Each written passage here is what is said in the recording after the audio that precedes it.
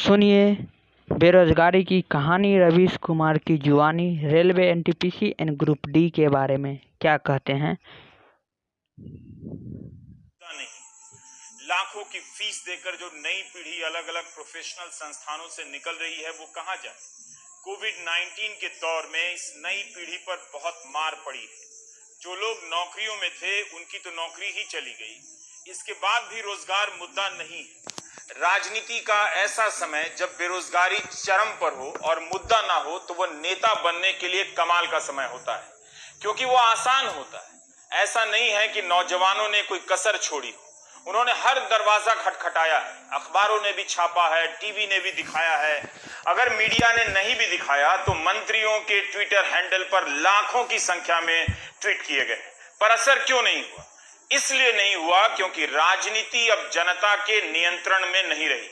इसका मतलब यह हुआ कि जनता नहीं तय कर पा रही है कि नेता या मंत्री क्या बात करें, बल्कि माहौल बनाने का सिस्टम तय करता है कि जनता किस पर बात करेगी। इसलिए नौजवानों की संख्या भले करोड़ों में हो, मगर यह संख्या अब किसी काम की नहीं है। नौजवानों को यह बात समझ में आ रही है कि लाखों की संख्या में ट्रेंड कराने और अनगिनत मैसेज भेजने के बाद भी कुछ नहीं होता है। दरअसल भारत की राजनीति में युवाओं का हर प्रकार का रोल समाप्त हो गया है, सिर्फ वायरल और फॉरवर्ड करने को छोड़कर। देश का नौजवान रोजगार के मुद्दे को लेकर रेल मंत्री के ट्विटर हैंडल पर रोज संघर्ष कर रहा है। 3 जुलाई को जब पीयूष गोयल ने ट्वीट किया कि कोरोना आपदा के बाद देश में स्थिति सामान्य होने लगी है, औद्योगिक क्षेत्रों में कामगारों का लौटना शुरू हो गया है, साथ ही चलने वाली ट्रेनों में बुकिंग 100% से भी अधिक है, तो आप उस ट्वीट के नीचे आए कमेंट को देख सकते हैं। नौजवानों के ऐसे कमेंट का शायद ही मंत्री जी जवाब देना चाहेंगे, लेकिन मार्च 2019 में रेलवे ने NTPC non technical popular category की वैकेंसी के फॉर्म भरे गए थे जो फरवरी में निकले थे।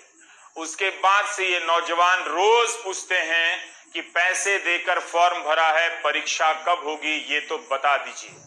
फॉर्म भरने वालों के पास एक ही काम है, सुबह उठकर मंत्री और पत्रकारों को ट्वीट करना कि इनकी आवाज उठा दें, बता दें परीक्षा कब होगी। एनटीपीसी के पहले चरण की परीक्षा एक कंप्यूटर एग्जाम है जिसका नाम है सीबीटी 1। फरवरी 2019 के जिस रिलीज पर छात्रों ने मार्च में फॉर्म भरे, उसमें लिखा था कि सीबीटी 1 की परीक्षा जून सितंबर 2019 के बीच होने की संभावना है।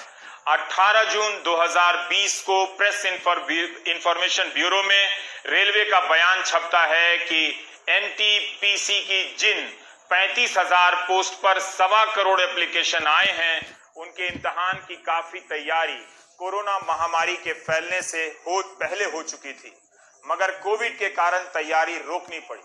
तो क्या जिस इम्तिहान के लिए सितंबर 2019 को अपर लिमिट बताया गया था, उसके गुजर जाने के 6 महीने बाद भी इम्तिहान होना तो दूर, उसकी तैयारी भी पूरी नहीं की जा सकी, जबकि इन्हें पता है कि लोको पायलट की परीक्षा तो हो ही गई थी, रिजल्ट भी आ गया था, लेकिन 1 साल से करीब दिसंबर 2019 से ही बहुत सारे नौजवानों को नियुक्ति का इंतजार करना पड़ रहा है। उनकी अभी तक ज्वाइनिंग नहीं हुई है। मंत्री जी की टाइमलाइन से पता चलता है कि ये नौजवान रेलवे के निजीकरण के खिलाफ भी लिख रहे हैं।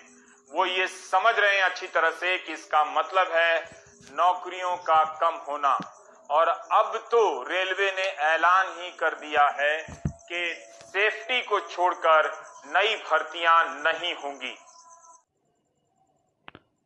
आपने अभी एनडीटीवी के रवीश कुमार से सुने कि एनटीपीसी और ग्रुप डी रेलवे एग्ज़ाम के बारे में इन्होंने जो बताया। तो यह मुहिम जो अभी ट्विटर पे यूट्यूबर या कोई बड़े पत्रकार के द्वारा जो चल रहा है, इसमें सभी NTPC and group D railway के जो भी वैकेंसी से संबंधित कैंडिडेट है वो ज़रूर इस मुहिम में शामिल हो। इस आंदोलन को जितना से आगे हो उतना आगे से आगे बढ़ाइए, तो तभी एग्ज़ाम संभव है, नहीं तो एग्ज़ाम ऐसे ही कभी भी संभव नहीं है। अभी तो हमारे साथ बड़े बड़े यूट्यूबर और ये रवीश कुमार जैसे पत्रकार भी शामिल है। अगर हम इस मुहिम को आगे नहीं बढ़ाते हैं तो ये मुहिम यहीं पे ख़त्म हो जाएगा और इसके बाद हमारे साथ कोई ना तो बड़े बड़े यूट्यूबर और नहीं पत्रकार भी सामने आएगा। तो इसीलिए आप सब रेलवे के कैंडिडेट से सादर रिक्वेस्ट है कि इस मुहिम में आवे और ट्विटर पर जितना से जितना अधिक हो सके ट्वीट करे और अपने लक्ष्य को पाने में कामयाब हो और एनटीपीसी ग्रुप डी के एग्ज़ाम जल्द होने की संभावना बन सकता है। तो इसीलिए आप सबों से हमें निवेदन है कि इस मुहिम को सार्थक बनाएं और इस मुहिम में जितना से जितना हो सके अपने योगदान दें। तो मिलते हैं फिर दोस्त अगले वीडियो में।